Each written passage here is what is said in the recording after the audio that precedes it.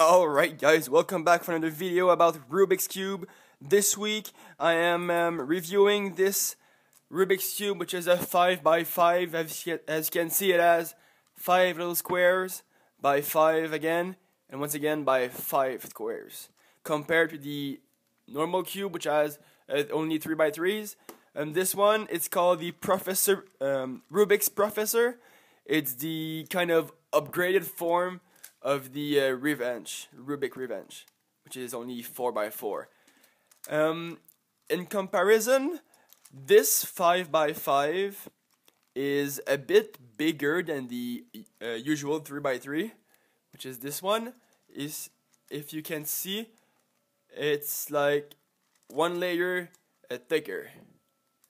Besides this layer, everything is pretty much the same height. Obviously, the squares are smaller on this one, but still, it's not that much bigger. But you see the difference, and compared to this one, the difference is barely noticeable. You can see there's only a small part that goes over the 4x4. Besides the height and the dimension of this cube, it turns really well. So as you can see, it just goes and it turns like a charm. I can even just make it turn like this. So like I was saying in my previous video, the 4x4 also turns really well, but this one kind of turns too well and the pieces just pop out. Compared to this one, pieces just never pop out. You can even try to pull on one and you can't have one that goes out. So that's a good side. It turns really well. Obviously it can overturn sometimes. If you want to just make a quarter of a turn and you push it too much, you make a bit more than a quarter, so it can make you lose time. Even if I go like this, you can see almost one turn. So it's really slack, but it works really well. It moves really fast, but like I was saying, you can lose time. If you want to have a high score and a good time at this cube, well, you're gonna have to be careful because sometimes it can overturn and you might lose time because of that. Unfortunately, my cube broke a few months ago. This corner broke in half. I tried to glue it back on, but it just never worked. It does stay there, but as soon as I start to move around with this corner, it just falls again. But it doesn't matter. It doesn't mean that a cube is cheap. It means that I'm not careful with my cubes. I just broke it because that's how I am. But besides that, the cube is really tough. It won't break.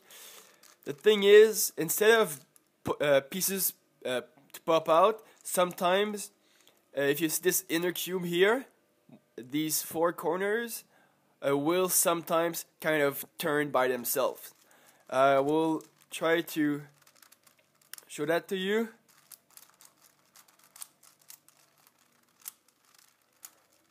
So yeah, sometimes it's not that common, but it does happen sometimes. And when when it does happen, you're gonna have to fix it, and you might lose where you were at in your algorithm. So it kind of turns like this, and you have to just put it back in by pushing it like that. But yeah, sometimes you turn the a face and it turns outside of its orbit or whatever, and you have to put it back in. And that's why while you're doing an algorithm and it happens, you have to stop your algorithm, fix it before it gets worse. So you might lose where you were at in your algorithm. Otherwise, it's not that bad of a deal. It does happen sometimes, but it's not really often. So you won't see, chances are you won't see it in 3-4 solves. Besides that, right out of the box, it turns really well. Like I was saying, I did lubricate it, but even though without the lubricant, it would still turn really well. Obviously, for the difficulty, well, it is harder than this one, but it's still quite easy. It's the same method of the 4x4, just have to tweak it a little bit and you can make this one. It's pretty much the same thing. I think this is pretty much it. It's not supposed to pop out. Sometimes pieces will turn by themselves and you'll just have to put them back in, and it's not too hard to do. It takes about 7-10 minutes when you're kind of used to it and you don't have to look at sheets of algorithm.